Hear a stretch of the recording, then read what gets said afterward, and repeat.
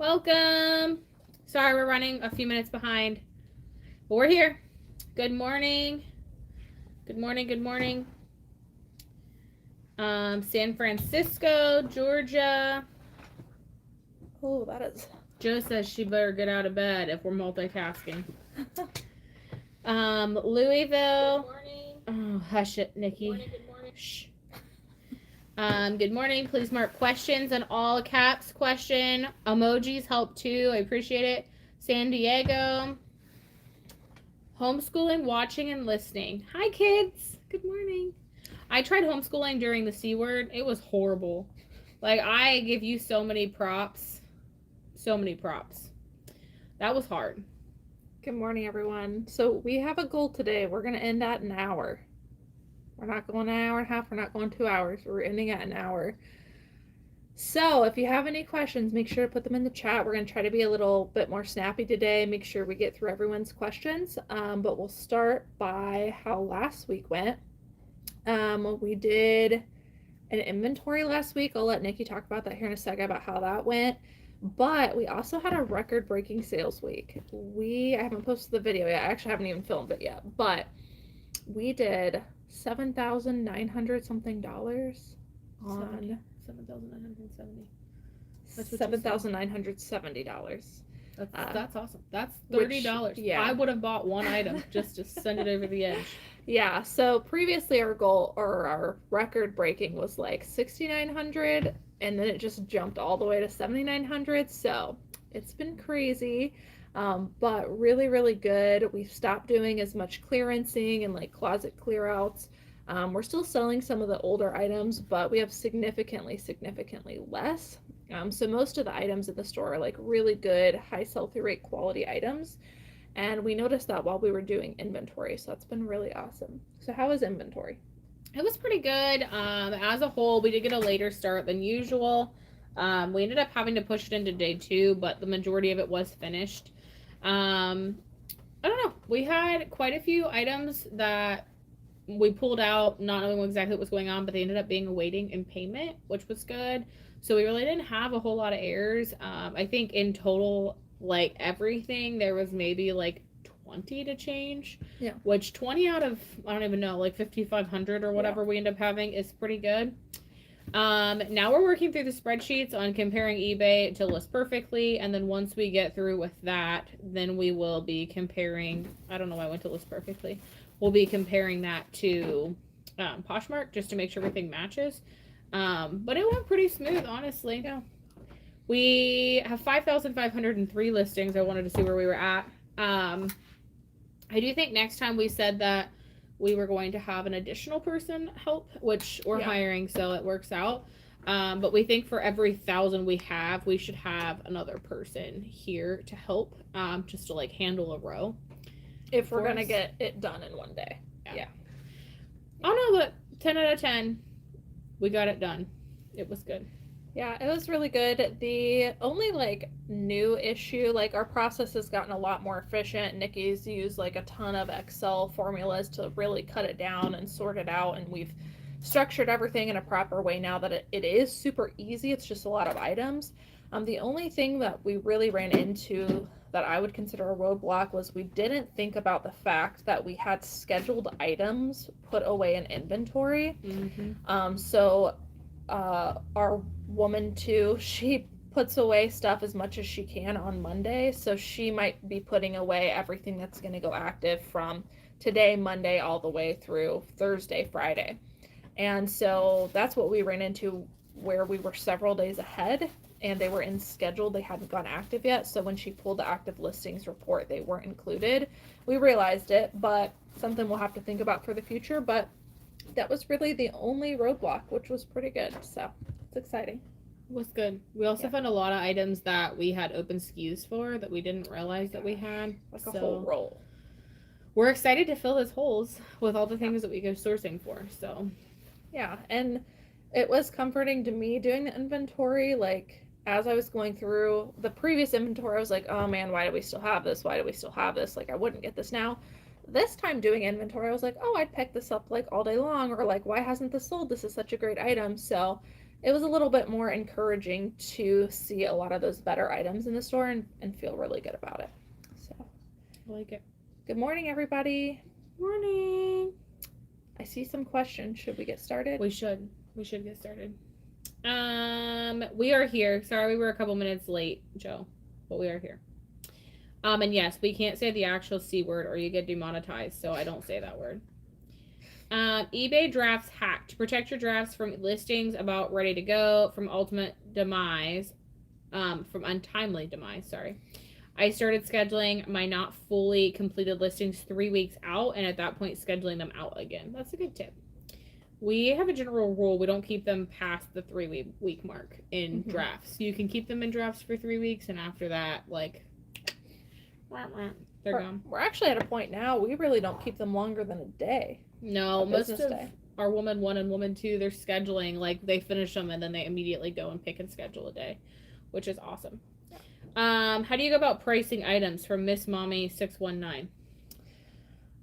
Maybe one of the mods can put the link in the chat. We actually did a live Q&A that was titled Pricing Strategies, and we talk all about it in there in detail, but I will give you like a generalization if you want, which is we check eBay comps for everything. We aim for a 100% sell-through rate. If it is a 100% sell-through rate, we price at market or slightly below, which means that we go to the solds and whatever the most like items are, what everyone else is pricing them at, like an average is where we'll price them at, or a couple dollars cheaper. If for some reason, occasionally we make exceptions and pick up things that aren't 100% sell-through rate, if they have a lower sell-through rate, then we will price them significantly lower to get them moving. And oddly enough, I actually had a comment about that recently where someone was like, I heard, she wasn't being rude, but she was like, I heard from several resellers that you shouldn't price things for lower than everyone else because you'll tank the market. Do you have thoughts on that? I already know my thoughts, but I mean, I get where they're coming from, and like I definitely have seen the end results of that, of like a competition where say like an item starts at $50, well then somebody marks it at 45, and then somebody else marks it at 40, and then somebody else marks it at this. I guess without really thoroughly thinking through it, my first thoughts are that think about all the times you accept offers anyways, or like do 10% off, like those are lesser. And I think a lot of times like now if you comp something, you're seeing like slash pricing where people are accepting offers. Just again, this is all first glance. I can't imagine that would be much different as far as like the variance there. I wouldn't say like make a best practice maybe of it. Like generally for me, if I'm gonna pick up something, I'm probably either gonna get it or I'm not. I'm not gonna pick it up knowing that I have to mark it cheaper. I do think that if everybody's doing it, you're kind of all in the same ballgame anyways. That's just my generic. Yeah, my thoughts are the only time, I say we price slightly lower than market, I'm talking like $1, $2, maybe $5. Like it's not much we're pricing lower than everyone else when it's a 100% sell-through rate for desirable items. And I think that pricing low on desirable items that have a high sell-through rate is where the race to the bottom happens. You can tank the market. But when you're pricing low in an already undesirable category, such as one that has like a 50% sell-through rate, it's already a volatile market. Like I don't personally feel like you're tanking it by pricing lower. I actually think it's helping because you're getting more sales in that brand or that category. That you might make it more popular and the algorithm actually pulls it through. I can see that too. Yeah, I just thought it was an interesting discussion and I thought I would bring it up. What item do you like selling the most? Like a category? It just says item, so you can pick what you think that means. This is for Robin. I like selling men's items. They're very cut and dry. They tend to have a high sell-through rate. They tend to sell for more. I don't have an emotional attachment to them because, I mean, sometimes I'll wear like men's t-shirts or flannels, but like I don't get excited about them. So I don't have an emotional attachment where I'm not like, oh, this is so cute. And even though the data says that I shouldn't pick it up, I'm still going to pick it up. So I like that about men's items. How about you? I like men's pants specifically. They're so cut and dry. Everything has a style name. They're either straight leg, slim leg, tapered, something. Like they're just very cut and dry. And people know what they like. And It's less style based. It's just more of cut and dry comps and move on. Yeah. I like that. It's good. You know what else I love about it? I feel like most resellers, and I have no data to back this up, only like the viewers on my channel, but it seems like most resellers are women, right? So I've noticed that my competition at thrift stores are mostly women, and they mostly shop only women's clothing. So I also feel like I have a competitive edge by going into the men's department and knowing more about the men's items.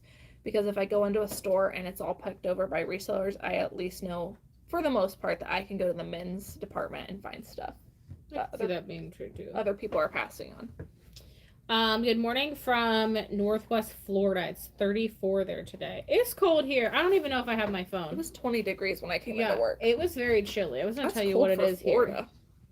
That's It really is 30 degrees here right now. 30. And it's the first day of spring. Like, 32. What the heck? It updated. Good morning, Northeast Ohio. Hi, Bobby loves the thrift. Good morning, freezing cold Arkansas. How do you go about, we already answered that question about pricing items. I must have skipped back down again. Hopefully that helps. I saw your video mentioning Democracy AB Technology. Found them at the thrift the next week, and they sold a week later for $29. Paid 19 cents. Heck yeah, 19 cents. Dang. Yeah, we're going where you're going. Good morning. Hope you guys had a nice weekend. When you guys walk into a thrift store, where do you head first and where do you finish? I'm all over the place and I feel like I'm wasting time. I feel like we all have different strategies, but I'll let Nikki go first. First things first, new racks. Always new racks. Agreed. The reason why, because that's the least touched stuff. So you want to go there first. Some places we go, they have like what they call like the newer items or like staff picks or anything along those lines. Typically we'll hit those first. From there, I typically go to men's first because I know it's pretty cut and dry. I can go in and that's like my own personal section. But if I was hitting a thrift store completely by myself, I would hit like shoes, jeans, dresses, like the more profitable items first, and then hit like tops last.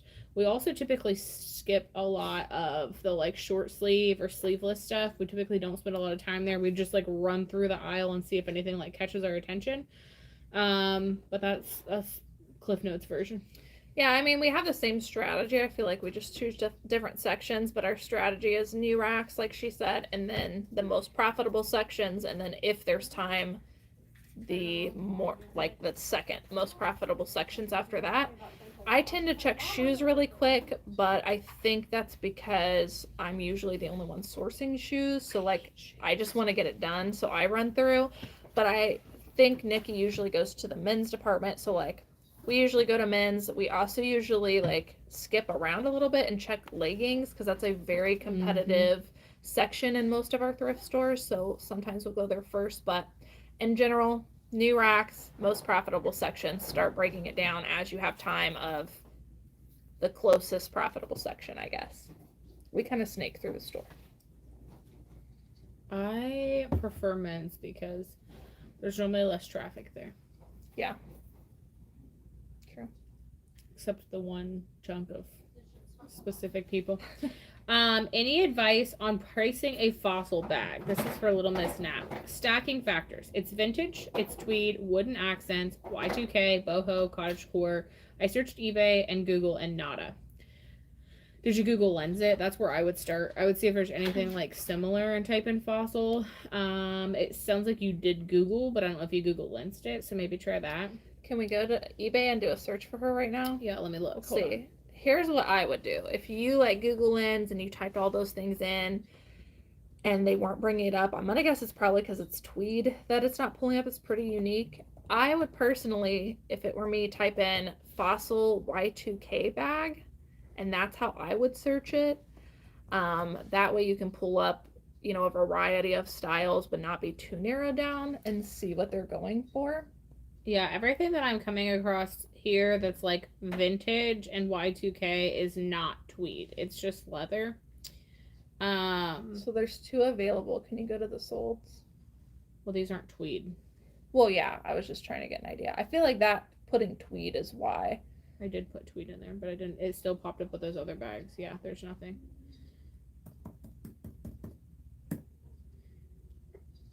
Oh yeah, you go to without tweed. There's a bunch that are missing. Yeah, or a bunch that are in here. So we just went to Nikki typed in cool. Fossil vintage Y2K bag, and is just flipping through the solds.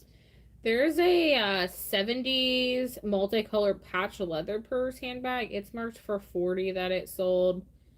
And like it's pretty rare and like wacky looking. Like I would compare it to something similar. Like if there's no tweed available, excuse me, I would compare it to something that's like very eclectic, because it sounds like what it is. And most of those are selling for like 40-ish. So if I had to price it, I'd probably mark it around 40-ish. You could always choose to price it a little bit higher and then just do like or best offer to accept offers. Yeah. What's your thoughts?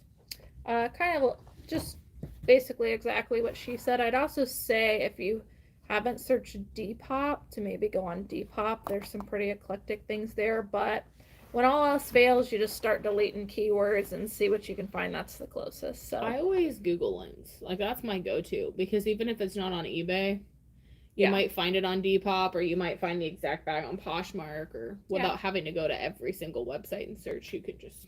That's true. You might also try to search like Y2K tweed bag without Fossil, like without the brand, because a lot of times these like style-based pickups, really brand doesn't matter. It's all about the style.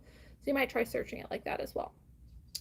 Mercedes says, question, do you use your personal phones for business? If you do, are you able to disconnect from it work-wise when you are done with the workday/weekend? I do use my personal phone. I don't disconnect, but I choose not to disconnect. But I feel like if you wanted to use your personal phone and you wanted to disconnect, you would probably have to turn your notifications off for those apps, or just sign out of them every day. Just sign out of the app. But I choose to keep them on because as the business owner, like I gotta know everything that's going on, and things could slip through the cracks if I wasn't looking. So I personally am fully invested in it, and I just check it every now and then. It's not like I'm constantly, going through it, but it's nice to know what's popping up. But you could totally just sign out of the apps every day. It's like you're clocking out. You sign out, and then when you go to clock back in the next morning, you sign back in. I just leave mine on. I think it's mostly just because I'm nosy and I really like to know what's going on. But I think it also helps us be prepared, especially when I have two other girls that are answering to me. It's nice to kind of know what's going on and like be aware and be notified about stuff as it's happening versus finding out about it significantly later. I did have one of our girls ask me about turning off notifications at bedtime, because people like to add stuff to bundles overnight and it goes rant, rant, rant, rant, rant, rant all the time. So we did talk about turning off notifications for like bedtime. We're signing out for those, and it is definitely possible. But it's up to you and what you want to do. Do you ever come across items that are very high end and need to be verified? If so, what is your process? This is from Pam. Man, we have run into this, like, I won't say a lot, but I would say like once a month maybe we have like an item. To be honest with you guys, get really nervous about selling items that I'm unsure of their authenticity. So usually we just steer away from that stuff in general. But there have been a few times where we've taken a chance and we've gotten like a Balmain or Balmain, however you pronounce it, bag or Prada bag or whatever. And my strategy is usually to send it to the Real. I let them authenticate it and I let them sell it for me if it's real. And I just take the 50% commission or whatever it ends up being. And some people are going to say like, well, that's a pretty big chunk, but it's like, yeah, it's either I get the 50% commission or I don't list it at all, because we don't usually risk our account. There have been times we've listed some stuff on just Poshmark because they're less, I don't know, I'm less worried about stuff over there. But in general, we pretty much avoid it. We just got a Louis Vuitton shirt from one of our previous sourcers, and we were like 99.9% sure that it was fake, but I'm 100% sure now. But like sometimes it's not even worth picking those things up because it just like, I don't know, there's a lot of worry involved, you know? It is. There's Like, been a lot of times we've just sent stuff in because Yeah. we didn't want to worry about it. yeah, I sold a Burberry coat a long time ago for $150 on my own on eBay, and I was sweating bullets the whole time, like constantly worried somebody was going to flag me, constantly worried that when it did sell and I sent it, I put like a million things of tracking on it and still worried that something was going to happen and that was going to be like a big loss for me. So I would personally just rather avoid it in general and send it to the real world if I feel like 100% confident that it's real. But otherwise, we kind of leave that stuff behind. We're probably not the resellers to ask about that. I know a lot of people do it, and I know a lot of people have gotten their eBay account shut down Yeah. for stuff like that. Like and people do some shady stuff for expensive stuff. So I don't know.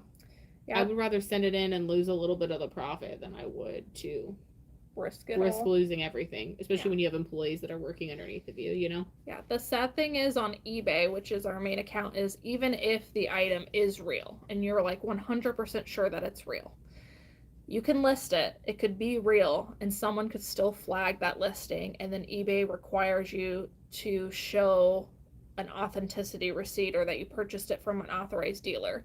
Well, Goodwill or whatever thrift store or yard sale is not. So, unless you have an original receipt from an authorized dealer, like a Gucci store or something, even though it might be real, they can still flag your account and you can still get in trouble because you can't prove it. And that's just too risky. Yeah, I'm good. Pass. Robin wants to know what your favorite shoe brands to sell are, or what your favorite kind of shoe is to sell. She said brand, but I guess any shoes would suffice. I like Birkenstocks just because I have like, I'm dating myself here, but I used to have a pair of like, they weren't Birkenstocks back then because I don't even know if those were a thing then, but I don't know how long Birkenstocks have been around, but I was cheap. I was a cheap kid, let's be honest. And they were like Birkenstocks, the like clogs that they have, like the closed toe. And I loved those things. I wore them everywhere. Like I wore miles and miles in those. The And then higher they end came- ones were American Eagle, weren't they? No, I don't remember what brand I had.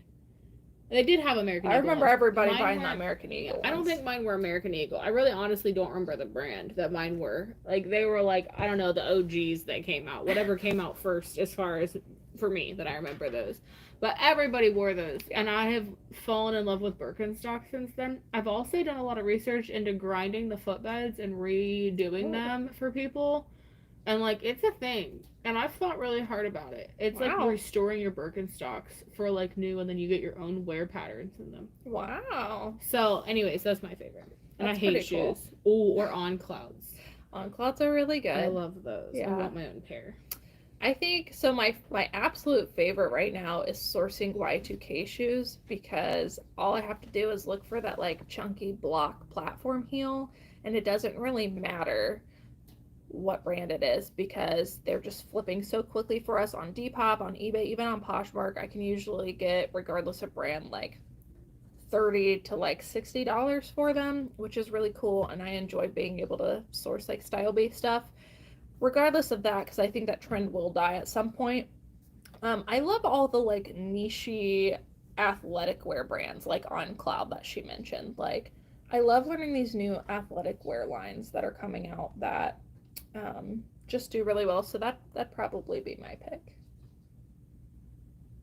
I like it. One busy mama to you. The way that we work through SKUs and sequencing without end up writing both of them is it's like almost like a recycling system. So every morning that we come in, anything that we sold, we write down all the SKUs on labels. That just means that whatever was holding that place is no longer there and gives us blank ones. But originally to start, if we were like starting a new box, we would just say like, I don't know, 1 through 50. We would write labels all the way 1 through 50 and have them ready. We clip it to the box and it's just hanging there. Whoever goes to whoever needs SKUs essentially would go and pull those, and there's only one set of labels there. And then again, as they start selling, we'd be writing those down and then replacing. So it's constantly like a recycling system. There's typically no way to write them twice. Unless woman one and I both are on complete opposite sides of the page and we both write SKUs and forget to tell each other. But I've just generally stopped writing SKUs because it happens sometimes. Joe says, I've got several pairs of Dockers, new with tags and sealed bags, not great for photographs. I list on eBay first. Do you think I should chance using a stock photo as my first photo? No. I'd probably rip the bag open and take pictures with the tags on if it were For me. just one. Yeah. Yeah, for just one. And maybe label that it's not in a bag. Or see if you can put it back in a sealed bag. I don't know if you can like open it and then retape it or something even. But like you'll know that you opened it. You can even put that in a note, like one bag open for photographs and then put it back in. But I would not use a stock photo on eBay. Shardy says, I have a hard time turning down an offer. Or any offer, even low ones. What is the lowest y'all will go percentage-wise on an offer? I'm scared to let offers go because it's a missed sale. Yeah, that's a struggle that everybody has, including us. My rule is, if it's 90 days or older, I pretty much accept really competitive offers. But if it was recently listed within like 3 months, that 90 days, then I'm less willing to work with somebody. Like I said in the beginning of this video, we already price at market or slightly below, so we have pretty competitive pricing. Within that, we send off 10% off offers, and my general rule is usually 10 to 20%. So if it falls anywhere in that, I'll usually accept.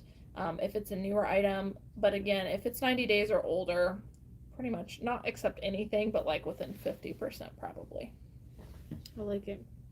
How do you secure a hanging A-line skirt / blouse, etc. on a wall to photograph? I've tried scotch tape, lint sheets, packing tape, none of which works for me or things. We don't really do that. I mean, I have heard the trick of using double-sided tape, but we honestly just let it fall the way it falls, only because like that's how it's gonna fall on the body. So to me, I personally don't see a point in it. I mean, I know that some of them look really nice when you can get them to all fan out. My only other suggestion would be a flat lay. Do a flat lay. Yeah, you could do a flat lay. Sometimes I'll even like, if it's a skirt, I'll like grab the corner and stretch it out and take a photo and have like kind of like, my hand's way over here in La La Land, but like almost like a side view, kind of angled. It helps show the print a little bit better, and it helps show the like full fanned out version. But yeah, normally we just let it hang. You know what I've thought about doing? This is like bonkers, and I don't know that we'd ever do it. Oh, but I've thought about putting little hooks on the top of the corners of our photo wall, and then running strings with clothespins on the bottom that you can clip on and pull the strings, and it fans it out. But I was like, that'd be way too much work. But I don't know why that's popped in my head a lot. You know what I thought about? Huh? Should you not? Sorry, I said a bad word already. I was doing so good too.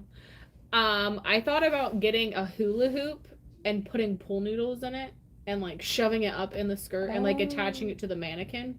Yeah. For like flare dresses and stuff. And I was like, how am I going to secure it to the thing? I literally sat on my couch and asked Travis, I was like, how do you do this? How could we get it to hang from the mannequin? And he was like, just go to sleep. Like, what's wrong with you? Yeah. But yeah, I was thinking a hula hoop. Yeah. Yours sounds a lot better. Yeah, I just don't care that much. I mean, there are some times where it makes a difference, but honestly, we just flat lay those. Yeah. Not a hula hoop.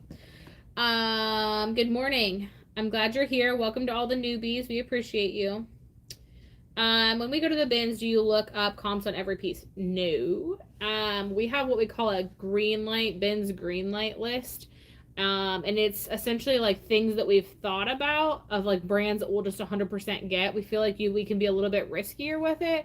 And then we also have what we call the factors list, which we talked about last live. If things have 2 or more factors, we will allow ourselves to pick it up, even if like the brand's crap. The bins, we feel like we can risk a little bit more because they're so cheap. Yeah, and we still do some comps if we're unfamiliar, but there's just certain brands and like some really solid factors where it's like it just goes in the cart. Hey, Sean. Good morning from Georgia. I've noticed that my sales have slowed down since the holidays. Consistent listing 5 per day and competitive pricing. Should I just discount what I have or relist them? I think It's up here. Yeah, I wanted to make sure that I was on the same page as that question, but I think everyone is asking that same question, by the way. I think a lot of people's sales are down, and to be honest, it's just the season that we're in. And I think people are far too quick to pull triggers on dropping prices on stuff when it's just a slow season. Like, you're coming out of holiday season where everybody's purchasing items. If you think about it, like everyone spent their money on Christmas.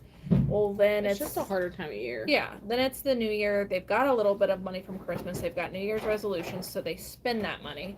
Then you've got a little bit of a lull, and then people start getting their tax refunds, and then you see a big sales week, and then that all dives off. So it's just like, I don't think people think about this enough. Everybody expects what? Keep going. Everyone expects sales to be the same every single week, but it's just not true. You're going to have ups and downs, but you're going to have an average at some point the longer that you resell, and you're going to be able to look back and go, okay, every month I know this. I fixed it. Okay. Every month I know that, or not every month, every year I know that these months are slow, and I know it's probably going to start to pick up around this time. Like, those are the things you've got to get ahead of so that you're not asking yourself those questions. Otherwise, you may be pulling the trigger too quickly on dropping your items if they truly are, good items and you're consistently listing. So I would just tell you to hang in there, that it all evens out in the end. You know what I was just thinking? That's why I got to laughing. What if it has absolutely nothing to do with money? Hear me out. Okay. Rabbit hole. Ready? Here's Okay. the hole. We're going down it. What if it has to do more with New Year's resolutions and all these people trying to lose weight and not wanting to buy new clothes because they're thinking that they're going to lose weight? Because that's where my mentality Part went. of it. Because I get money for Christmas, and the first thing I want to do is blow that. Like, what have I waited for all year that I want to blow? Of course, maybe I buy things new because it's like I have free money, and I don't have as much of a problem for spending free money if it's not my hard-earned money. But what if it's more about not knowing sizing on what you're going to wear because you're assuming you're going to lose weight, which we should all know better by now. But Could be just part saying, of it for sure. that's Never the thought of thought that. process. Never thought of that.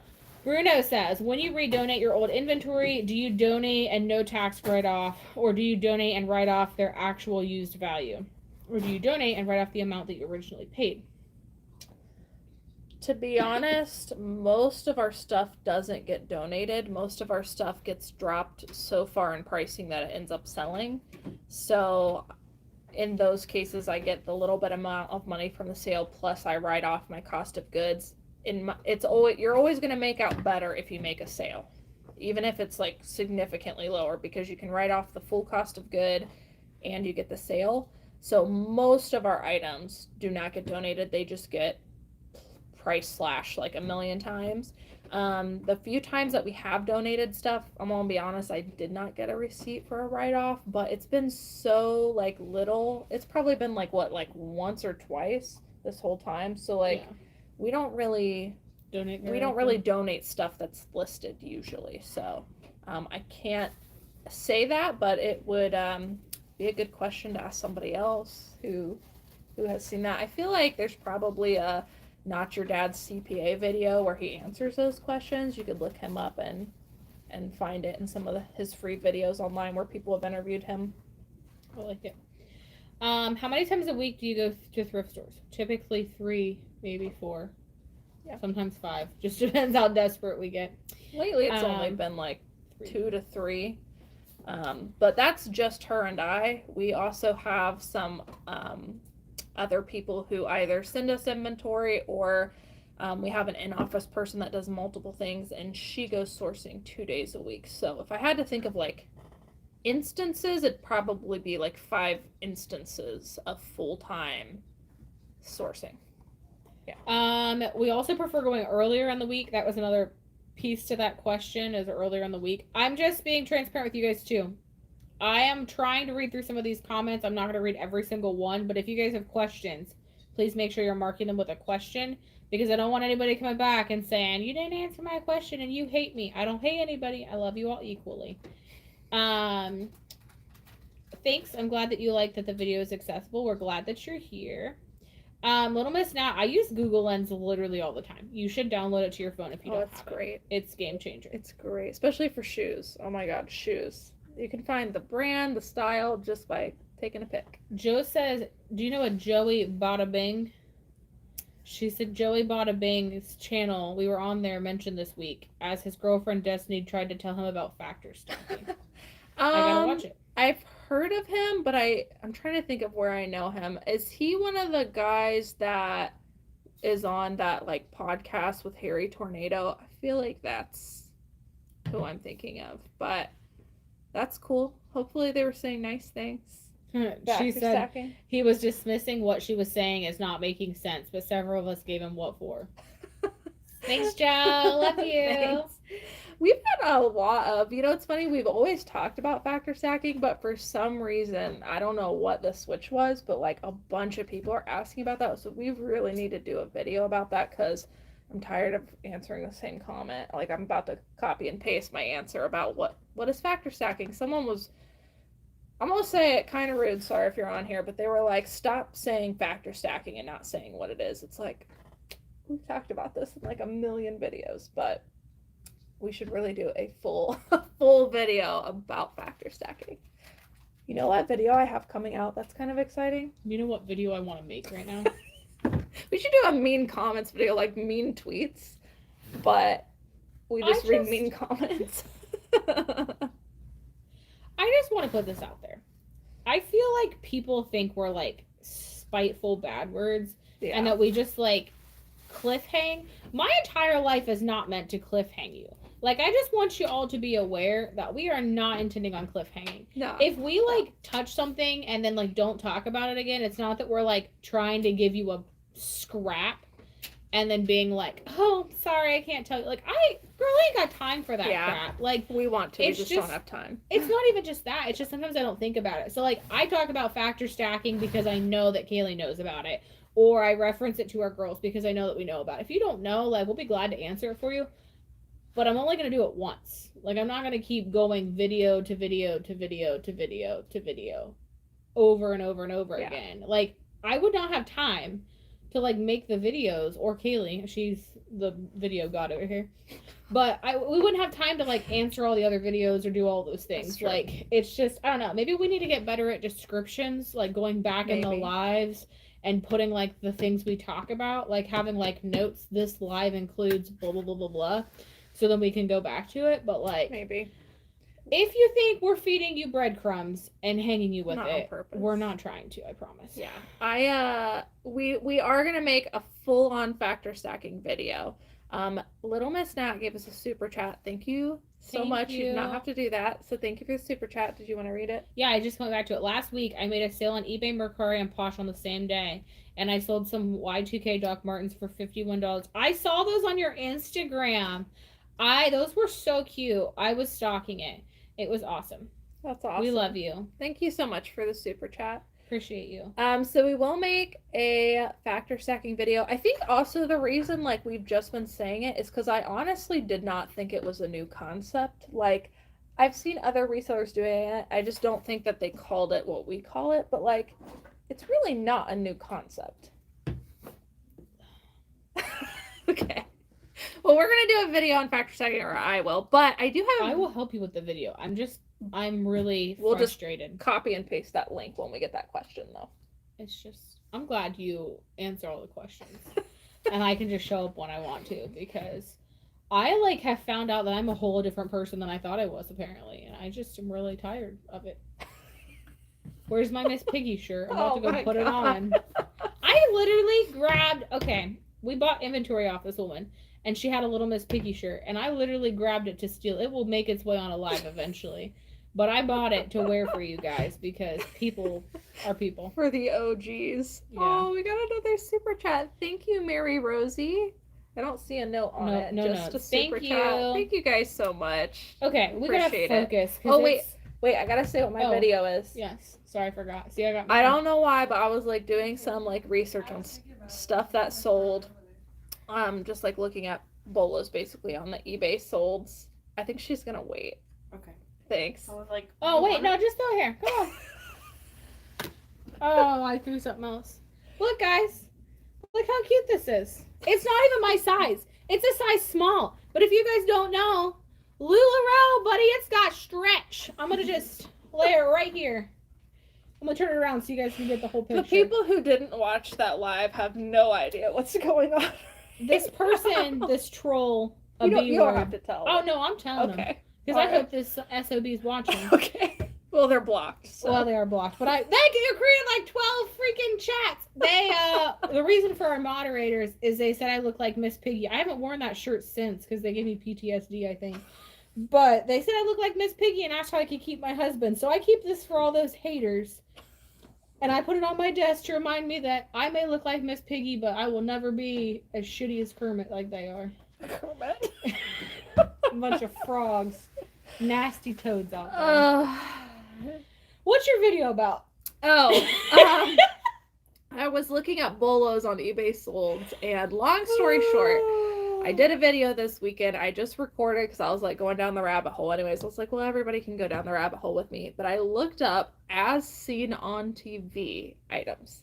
So like, yeah, those are good. Yeah, so like there's a bunch of American Eagle items that are like really rare that were worn on like Vampire Diaries and things like that. So I went down a little bit of a rabbit hole and I recorded it, and I think it's going to be a lot of fun, but pretty exciting. We just sold an As Seen on TV Target collaboration Vampire Diaries one, that Anna Sui dress. Was that us? Yeah. Oh, okay. I thought you were talking about like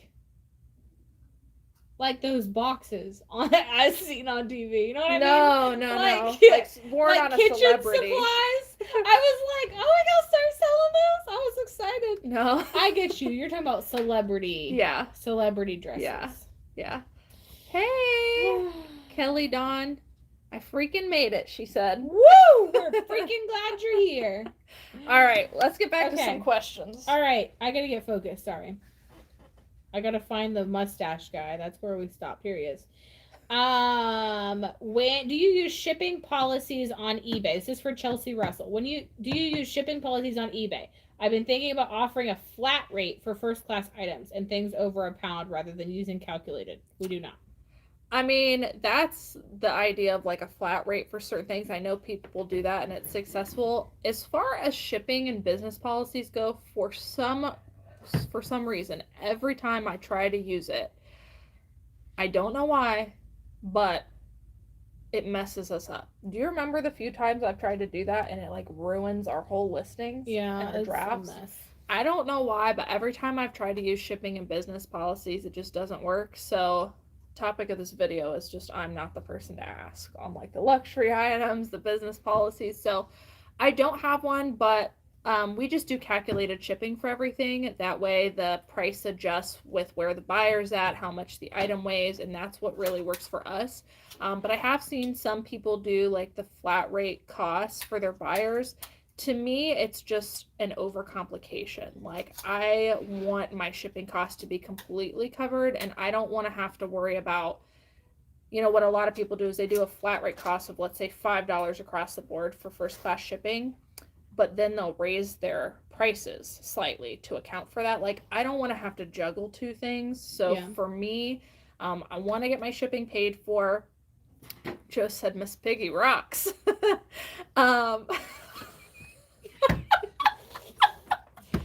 Miss Piggy comment. She loves me. It's fine. Again, some people probably have no freaking clue, but That's fine. But Wait no. till that dinosaur mask makes its way in here. Yeah. I don't want to juggle multiple things, and that's also why we don't do free shipping either. We just find it easier to charge calculated shipping. It's always worked for us, and that's the way we continue to do it. Yes. Another question was talking about free shipping versus pirate ship versus selling on the platform. We just buy them on the platform. We don't go to pirate ship or mess with any of that. We just stick with it strictly. Yeah.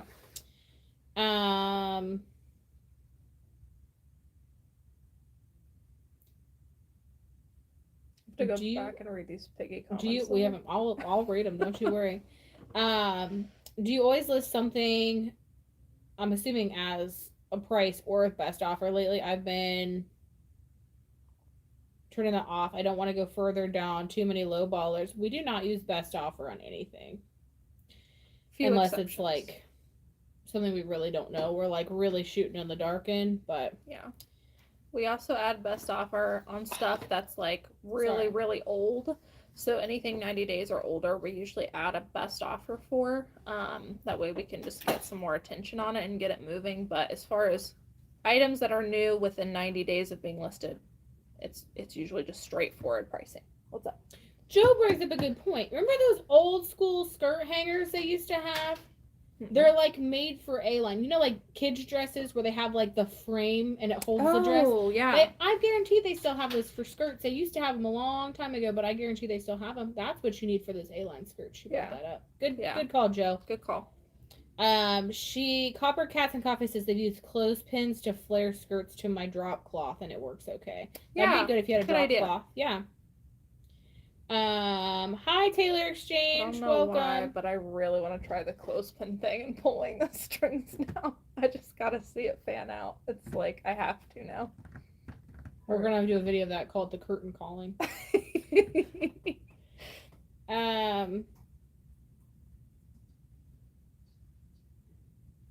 Good morning. I'm late, but I already hit the like button. Aw, and then Joe says, I hit it yesterday when it showed up early. You guys are the reason why I can never get the first like. I will literally go on in the morning and I'm like, I'm going to get the first like. And there's like 6 likes. And I'm like, thank you. But I want to be the first one. So I'm going to have to do it. Like, I'll wait till she texts me, live set. I'm going to go like it. Almost every time I post a video now, it's become a thing because you're like competitive about it. Almost every time I post a video, someone will come and be like, I think I'm the first one here. I don't see any likes yet. I like it. We have 229 people watching and 77 thumbs ups.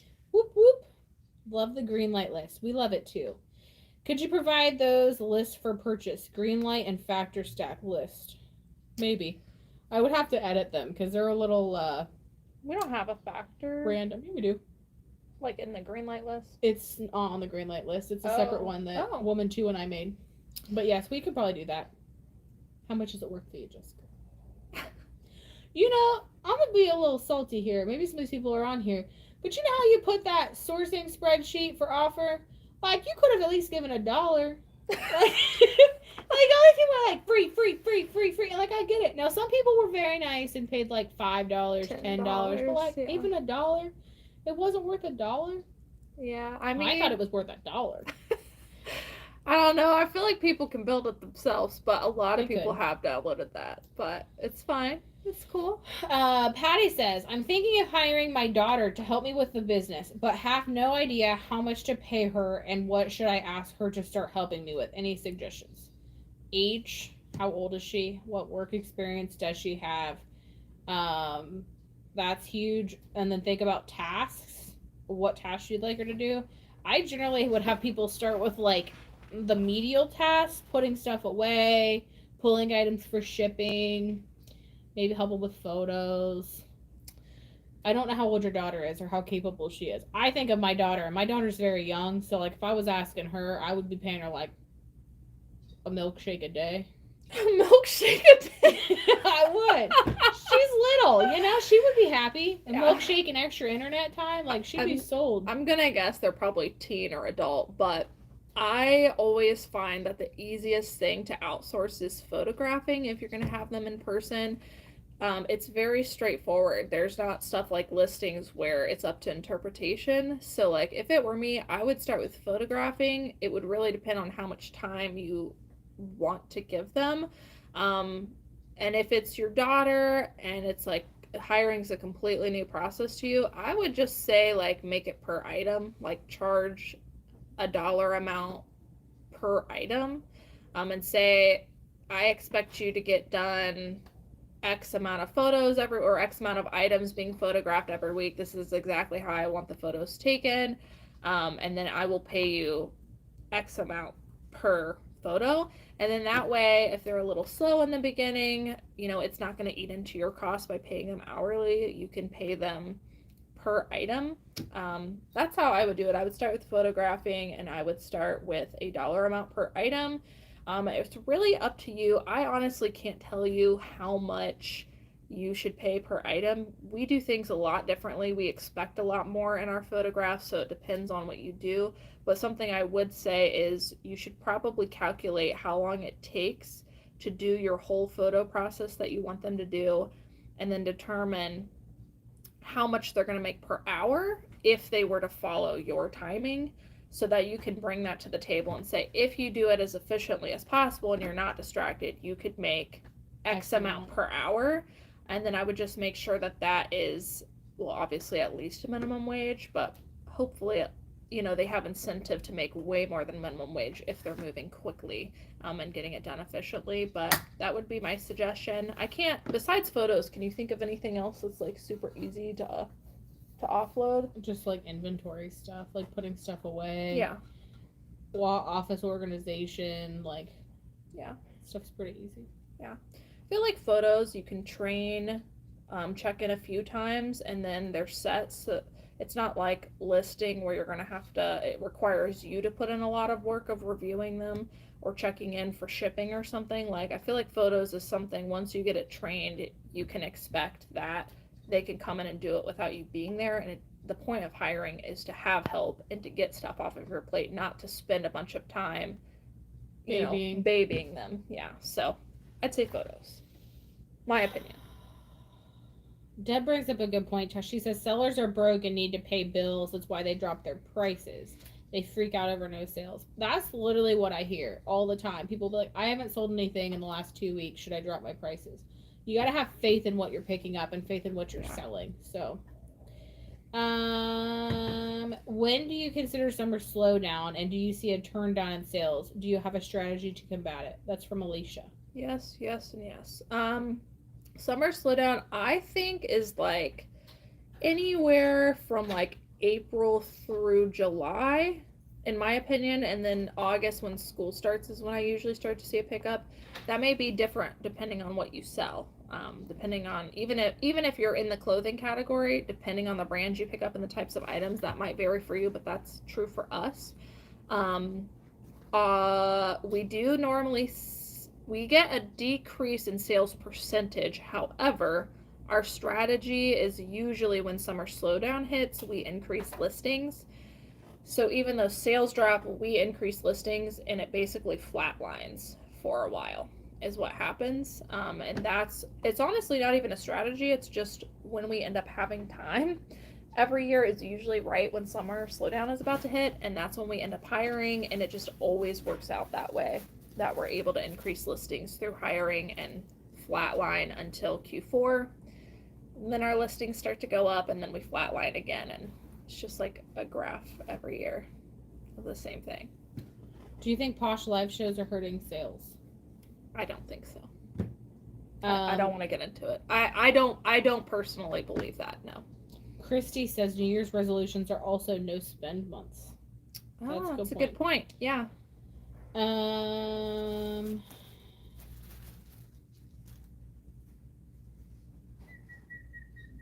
Good morning, everyone. Well, people are saying they would love a factor stacking video. It will come.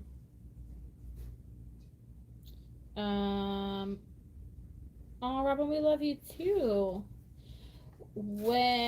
Question, yes, please do a mean comment show.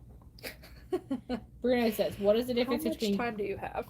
Oh my god. I can make a bunch. I want to do one on my favorite thrift store employees too. Yeah. And just pray they don't watch it. People are even harassing us on TikTok now, like... Oh, I blocked him. Did you? Okay. You're welcome. Yeah. People are kind of rude just, like, everywhere. I don't know. I want them to come here to Ohio and say it to my face. Like, if you have the nerve to do it, then I will let you say whatever you want on YouTube. It's like when you get on YouTube, like, people are always like, well, you asked for it. You knew what it would be when you get on. It's like, you are aware that these things are going to happen, but, like, when they start to happen frequently, it does get kind of discouraging. No matter how many times you want to say, like, I'm not going to let it get to me. Like, I know that those people are trolls. Like, when you have so much negativity all the time, it does get to you after a while. But I'm very happy for all of the positivity from you guys, and it always outweighs the negative comments. So, appreciate it. I love you guys. Bruno, I think what you're asking is, I'm assuming on your little like search bar you see the camera, that is Google Lens. If you have like a Google search bar on your phone, I can't show you because then you'd have pictures of my children, but you would have the little like camera on the search bar. For anybody who has like iPhone or anything like that, you'd actually have to go download the Google Lens. I think you actually have to have Google Lens on your phone anyways for it to pop up on that search bar. Yeah. But what happens if you send it back to the real and it's fake? Do they send it back?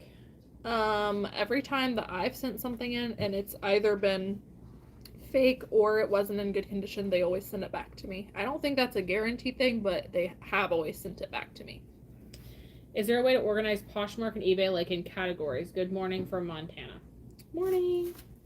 For the purpose of what? If you're talking about for the way it looks to the buyer on eBay, you can customize your eBay store, and you can create store categories. You can sort your store by certain categories. You can have featured categories. There's a lot of ways to customize an eBay store. Poshmark, it automatically has those filters, but they show everything. So if you wanted to like share by category, you'd have to physically share everything in one category and then share everything in another category. So Poshmark doesn't really have customizable Poshmark closets yet. I do think that's, I'm not saying this is fact, but based on some conversations I've had with some people at Poshmark, I do think that that is something that they're hoping to come out with. Carrie, I almost thought that said Katie for a second. Sorry, Carrie. I found my first Johnny Was dress. It had the label cut out, but I looked up the RN number and bingo. Retails for $310, rare. Only one listed on eBay for $210 new with tags. Want to list it for $150. What do you think? Sounds good to me. Dang, that's awesome. All the people want us to read mean tweets/comments. We should do it. I might have to go back and unblock them to be able to see them. It's worth it. You ladies always talk about factor stacking. If they don't know what it is, they're clearly not watching your videos on a consistent basis. Canman, we are not promoting listings on eBay unless they're older than 90 days, and sometimes we do. Question. We enjoyed playing the factor stacking games during the lives. We could do that. That'd be fun. Yeah. We could do factor stacking the way we used to do keywords. We should do a keywords game soon. Yeah, I mean, I feel like keywords games are factor stacking because it's not like we're going to be able to build no, you could do both. Item. Yeah. So we could just, yeah. Yeah. We haven't done one in a while. A little board day live. That'd be fun. I'll have to get on a stool, but it'll be fine. Maybe you can also make a 10 most asked questions we receive video, which includes answers to what is factor stacking and the other most common questions, like how do you price, etc., to refer folks to. That's a good idea, Bugsy. I like that. I like that. Hey, from Texas. I want to go back to Texas. Little Miss Nat, I miss you. She said it was kind of cold there. It was like 40-something degrees, which is crazy for Texas. That heat's something else down there. Mm-hmm. We got 2 minutes till the hour mark, so we are gonna fly.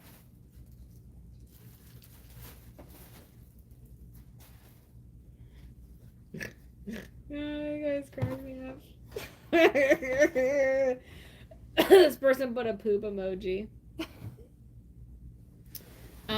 Kelly Dawn freaking made it. We love you. Glad you're here. You guys are the most real people. We love you. I'm planning on hiring my daughter. Oh, we already answered that question. Sorry. Montana, welcome, welcome. So glad you guys made it. Palm Beach.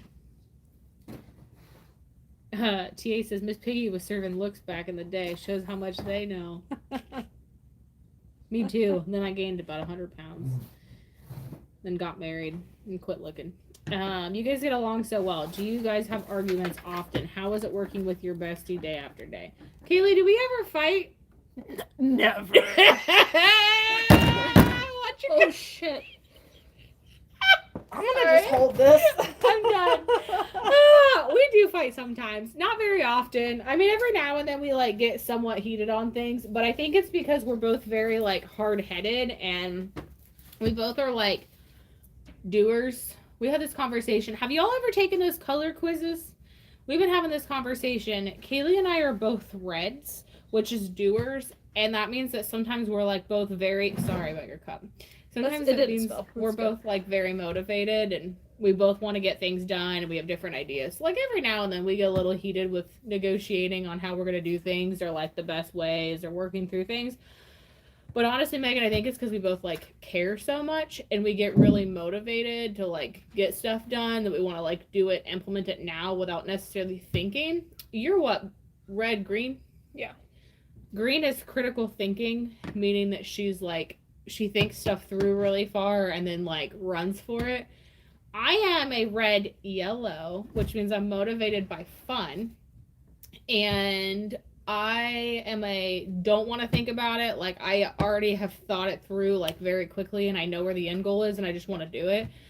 Where like Cayley and our other women want to like think about every single step. And I find I get really frustrated when I have to think through every step because I've already thought through it and moved on and they're still thinking about it because they overthink about it and I underthink about it. So yeah, I would never say that we like actually fight. I will say we may have like arguments or never like super heated arguments, but we definitely have disagreements, but we always talk about it. We always work through it and we try to be better moving forward. And I think that's true for any relationship, friend, business partner, spouse. Like you have to be willing to have open communication, even if you're pissed off about something, because ultimately it's not going to get fixed if you don't talk about it. So I think a lot of it comes from we're both very passionate. I think you're right. We have a lot of similarities in personalities, but I think where we tend to butt heads is we just have misunderstandings where like one of us meant one thing, but it came off as a different way, or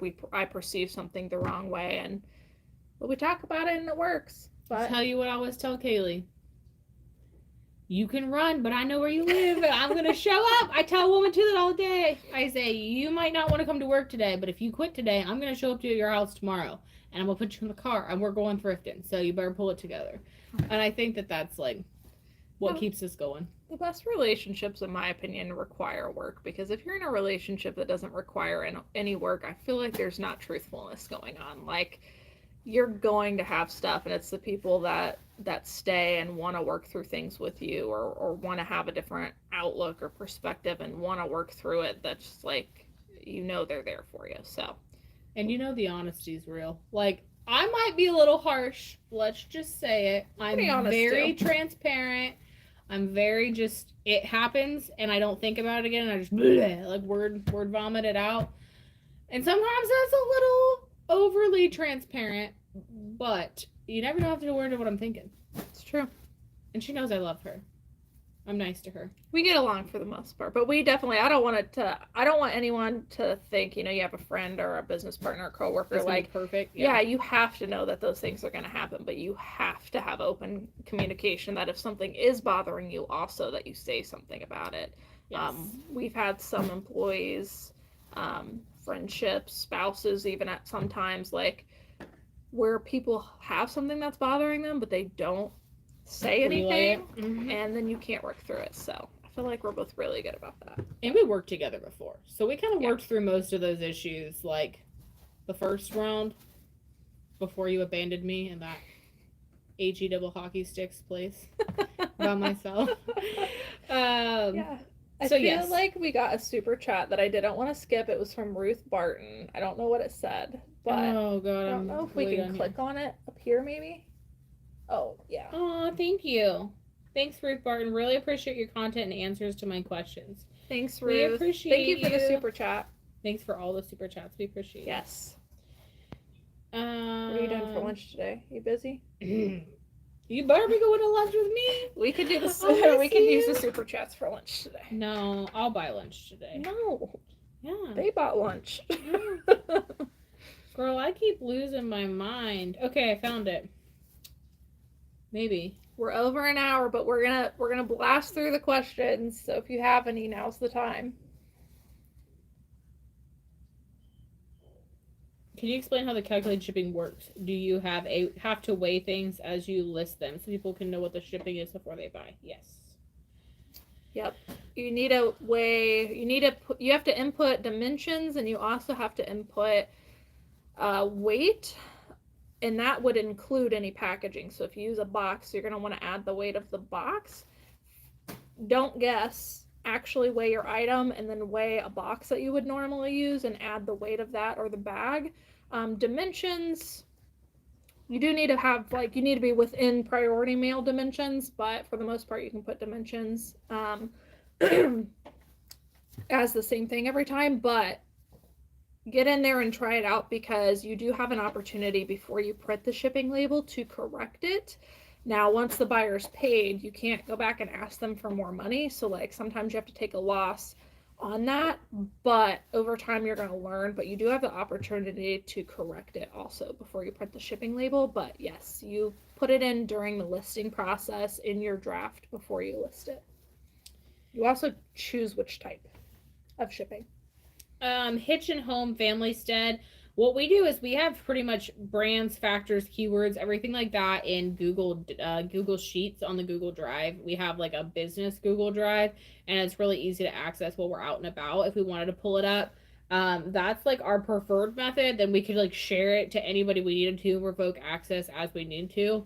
But that would be how I would suggest doing it. We have one that's specifically just keywords, which we normally use when we're listing.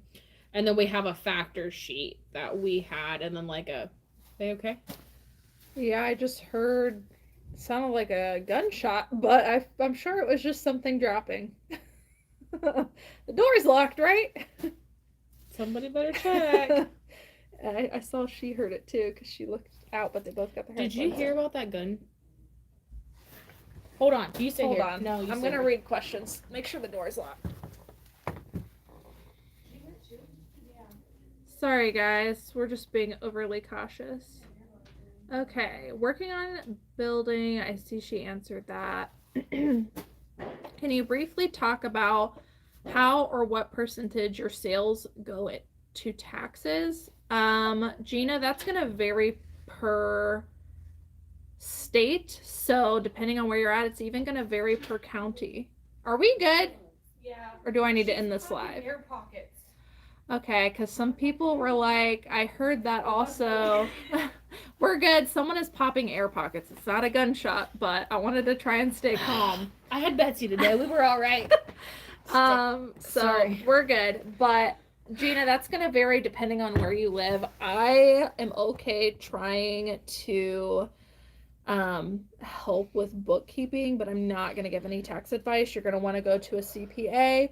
But in general, I would say roughly 30%, if I'm being overly cautious, maybe a rough estimate would be about 30% go to taxes. There's also a lot of deductions and yada yada yada that goes into that, but you're definitely gonna not want to take my advice on it. You're gonna want to talk to somebody in your area that can help you work through those taxes. We list all winter items. If we get them, we list them immediately. We don't hold anything for any season. That was the next question we had. Well, Miss Nat, yes, if you want to come work for us, I will pay you in all the nachos that you would love to work in. Oh my God, I would love to have her here with us. Do you want to move to Ohio? Because I would legitimately hire you. We could be best friends. Do you have a time goal when photographing items? I'm consistently around 4 minutes by the time I take measurements. Shirts are obviously faster, but jeans and dresses take time. It takes us 3.5 minutes per item. But what's that for include, photos? though? That includes hanging, steaming, all the photos, measurements, putting it in a bag, putting a SKU on it, and tossing it in a tote. And weighing it. Yeah. And uploading it. Everything. The 3.5 doesn't include upload. Oh, okay. Yeah. So that's not super far off. What I would tell you is to think about your circumference of the area you're moving in. That's one thing I don't think people think about, is if you have to keep walking from one side of the room clear to the other, you lose a lot of time there. I would try to condense that down as far as what you can. I bribed my son to help research cleats jerseys and give him a portion of those sold. He's really good. He will tell me, Mom, don't get that jersey. It's garbage. I like that. Love that. I like honestly am really excited for the day where I can bring my kid in and make her do things work related. Like she's Yeah. already asking me if she can get like babysitting jobs and stuff, and she's not quite old enough for that yet. But there might come a point in time where I like make her clean the office or She could probably take photos. She can't she's upload. a little short. Got a stool. I'm just Yeah, kidding. she could. We'll get her. We could give her like 10 items a week in the summer that she could do start to finish. She's good at cross posting. Whenever a woman one gets behind on cross posting, I make her sit and cross post from home, and she loves it. Or Mom, pick that up. It's $20, but it'll go for $200. I like that. Nice. Do I need to be a store if I only want to sell my personal items or items family and friends give me? How many listings can I get for free? That's for Donna. Donna, I'm not sure if one of the mods can post it, but I just posted a video of calculating which eBay store is right for you. I don't know if the fees have changed since, so you might have to change that, but you can download that and have your own copy and adjust it. But generally, what is it? Is it 250 listings? Oh, look at me. I have no idea. I honestly can't remember. But I think it really depends. Like, are you planning on listing a lot? If you're planning on listing a couple hundred items, I would think that'd be worth it to go ahead and get the starter store, which is only $5, because you get so many functions by having that it makes things a lot easier. You have a lot more like bulk functions that you can use. So I think it'd be worth it. But if you're just, someone said 250. But if you're just like, you want to list like 20 items, then probably not going to be worth it. I would just use probably use the regular account. But if you're pretty serious about it, you're going to be listing a lot, several hundred, it might be worth getting the starter store. I like it. What is the main difference between sweaters and long sleeves? I call it the like materials and the knits. Yeah, I would say like texture. Yeah, I would say, is it a knit material? If it is, then I would call it a sweater instead of a long sleeve shirt or top. Abigail, we just essentially have totes. So as we come back each day, we drop things in the totes with the date, and we just pull what was sourced like the longest, like further away. Every now and then we do go through, like when we're going into like changeover season and we know we have a lot of winter stuff, we might go through and pull all that stuff out and make like a winter sheet and list that first. But generally we don't mess with the order. We just keep listing as we pick it up. We're gonna have a bulk upload video coming soon, and we can kind of show that process of the tote to the drafts. Bruno, you can definitely download the Google Lens app. So even if you have iPhone, you can still download the Google Lens app. I recommend literally everybody to do it. It's 100% free.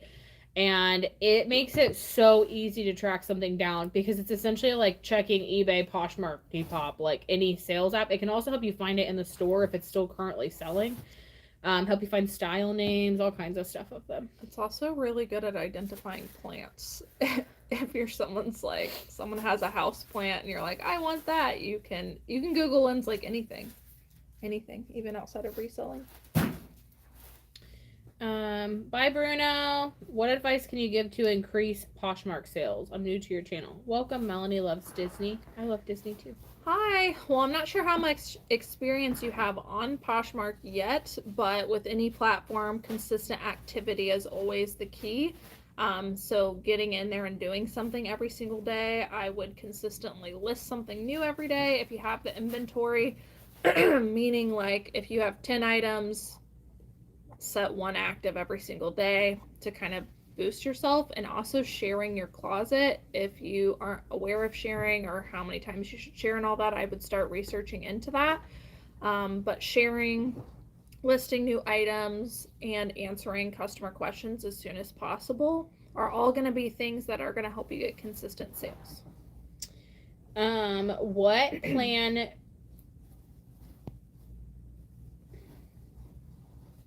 Also, pretty much anything else on Poshmark is just nonsense. So I would only focus on those things. Anna says, what perfect do you or what plan is perfect? I think she's meaning list perfectly. Do you recommend for beginners? I have my Poshmark closet, or I've had it for a year, but I just want to start on eBay as well. Well, here's my suggestion. So the link's down below, and there's also a code. If you sign up, use the code, because once you start to pay for it, you'll get a discount off your first month. But you also get like a several day window that if within those 3 days after you start it, if you don't like it, you can ask for a full refund. My suggestion would be to start with like the mid-tier plan. I would review them first because it'll tell you everything that comes over. But for instance, like the one reason that we keep the highest tier plan is because that's the only plan that moves weight of items, like all of the shipping details over. If you're on Poshmark and you're moving it over to eBay, you're not going to need that because you never enter the shipping weight into Poshmark. You're going to have to enter it into eBay. But because you list on Poshmark first and that's where you're pulling the data from, you don't really need those items to be pulled. So I would look at the plans and what all it moves over, and I would determine what do I actually need. If you're moving from Poshmark to eBay, you probably don't need a whole lot. So I would figure out, what's going to move my title, my photos, my descriptions, cross-post it over, and then move on from there. And if you don't like it, then you can always get a refund, or you can always upgrade too. But I'm guessing probably the simplest plan would be enough to start. We use the highest plan again because we're taking information from eBay onto usually Poshmark, sometimes other platforms like Depop or Mercari sometimes, where I actually do need to move all the shipping stuff over. But I would probably try the mid-tier first, adjust from there, but look at them before you purchase. But I love List Perfectly. I think you answered the question about how you move it from one platform to the other. I use List Perfectly and I cross-post. From eBay to List Perfectly to Posh. Yes. That was the next question. So. Yep. It just pulls all of that info into the whatever platform you're pushing it to. Little Miss Nat says she's a green. Oh. That's interesting. I saw some people ask if we would do a video on that. We should. The color. We should. Color test. Fun story. We're actually, for everyone we're hiring or like moving forward in the hiring process, Nikki's actually having them do the color assessment, which has been pretty interesting to get certain like personality types for each position. So it's been fun, but it's like Equilibria. I was going to try to look it up. Yeah, it's like called the Equilibria color test. E-colors. Equilibria.com is where you go. Yeah, if you guys want to take it. I paid, it's free if you want to do the free one, and it just tells you your colors and a little bit about you. I paid for the full like rundown so that I could do it with my team, but I learned a lot about myself and communication with others, but it was really good. You guys, if you want to take it, you should let us know next live what you are, because it'd be kind of cool to get to know you guys. I feel like I would actually know more about you that way. That'd be fun. Could factor stacking be described as multiple desired selling points? Yes, that's exactly what it is. Yep. We did tell you about the color quizzes. Ashley says she's a yellow. I love yellow. So Cayley told me that red yellows are like a very rare combo. They are. Because I am a doer, but I'm very motivated by fun. If I'm not in a fun environment, then I just plummet. Just be glad you both love coffee. That would be a pain if one wanted to go straight to the thrift store without the coffee stop. That would be a deal breaker. It's true. But we're always in agreement on coffee. Like, even when I feel like I'm dying, I'm like, let's get coffee. Coffee, tacos, margs, ice cream. Oh, we're always down for those things. Hey y'all, should I reply to each review on eBay? We don't reply to each review, only questions. We're really active on questions but not reviews. No, I personally don't think that you should.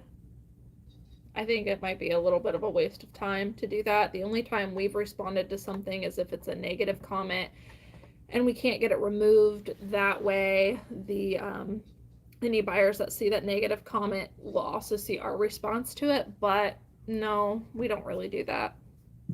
Do you know what the promoted listings percentage is for us? It varies. The ones we do.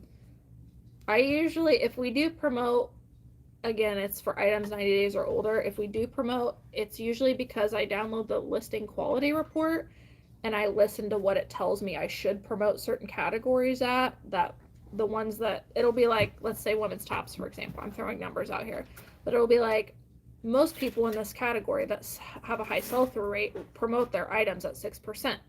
And so then if I have items that are 90 days or older in the tops category, I might choose to go and promote at 6%. And I just kind of follow that listing quality report. But even still, like, I really don't use promoted listings a whole lot. Ashley says the motto for Reds is be brief, be bright, be gone. I like that. That's so true. Do you guys get buyers that wait till the 30th day to say an item doesn't fit and they start a refund? So annoying, especially when I put measurements in every listing. I don't know that we really get any that like wait lasts like that long. I mean, we have occasionally one I notice, but honestly, I don't really pay attention to the time frame. Like, I think it'd be too hard with the amount of packages we have to like really keep track of it. I'm sure there are some, but yeah, I was gonna say we don't keep a close eye on that because it just kind of happens automatically. But we have had several people who have tried to return past that window, and we always decline. But ultimately, if that's in your business policy, there's nothing you can really do about it. Like, just move on. What do you ask? Popping air pockets, my son, anytime I get Amazon. It was scary. It literally did sound like gunshots. Yeah. Of course, my butt opens the door because I need to know, but yeah, it's fine. Can you quickly tell me how you pull your docs up at a thrift store to put listing info in as you go? We just have like a sourcing spreadsheet. It's literally just a Google Sheets document where we just have like title, proper title, cost of goods, whatever. And we just go to Google Sheets. I have the app downloaded. Click it, open up the spreadsheet that's already saved, and then just enter the input, and then you can just hit the check mark when you're done and it saves everything. Create a Google Docs account, download the Google Docs app. Your sheets, your Word documents, everything will be in there, and you can simultaneously from your desktop or on the app on your phone, you can connect to those at any time and also share them with people if you want. And that's what we do. We just have an app on our phone. Do you have a video on how to manage your inventory? By the way, I really enjoy watching your informative videos. Also, do you go to the Goodwill outlets? We do not have a video on inventory, do we? Yeah, we have a video. We have our inventory system. Oh, I thought she meant like inventory. Oh, on how to do a full inventory? We don't really have that, but if you're interested in our inventory process is very complicated right now because we use a lot of Excel formulas. So we do want to do that, but it's gonna be a long process to get all that filmed. And we weren't able to do it this time because we were expecting to have one more person than we actually had for inventory, so we kind of had to hustle to make sure it got done on time, so I didn't get the chance to film this time. But if you're just wondering about our inventory system, if you look up Cayley, Elaine office tour and new inventory system, watch that video. It talks all about like how we've got everything set up and where we enter all of those numbers. We also do go to Goodwill outlets. We have one semi near us, and we go there sometimes. Yep. Kelly Dawn, no worries. I know sometimes we're a little bit behind in the video, so you might ask a question and then it takes us a second or two to get to it. So don't feel bad about asking twice. Sometimes it just takes me a minute. Bye, Ruth. We're about to get off here too. Bye. We're just trying to slam through some of these questions. What third descriptive word do you use when listing men's pants on Posh? The breakdown is men's, then pants. There was no third descriptive word, no good third descriptive word, so I left it just as men's pants. Hope that makes sense. I just pick if it's straight leg or tapered or whatever's going on. Chinos, khakis. Yeah. If you're not familiar with what those are, open up another tab and Google what are chinos, what are khakis. Most of the time they do fit in one of those categories, but if you're not sure, or if it doesn't fit after you've researched that, leaving it as just pants is fine. But if you can drill down into another category, that's better. I know she mentioned this, Pamela, but we do not have a video about bookkeeping. or how we like pull the numbers every week. Not yet. Not yet. Maybe we would eventually have something for like how we review the numbers, but we do not have one yet. We can at some point. We appreciate you too, Shamika. Have you ladies read Top Brain, Bottom Brain? There is a questionnaire there in the appendum which provides really good insight into personalities of people. I have not read that. I will take a picture of this and I will read it. I've not taken that specific one, but in all of my career professions and positions, I have had to do a lot of courses and classes and reading on different color tests. They're basically all the same, just some of them are way more detailed than others. So Yeah. I've taken a lot of them. I feel like you probably have too. Sharon, if they're camo pants, I would list them as either straight leg or tapered leg, like slim leg. That's how I would list those on Posh. Most camo tends to be straight leg just because it's made for like layering, unless it is the layering level, then they're tapered leg. That's how I would do. Cargo, khaki, maybe. I would list them as khakis. Yeah, I think cargo maybe.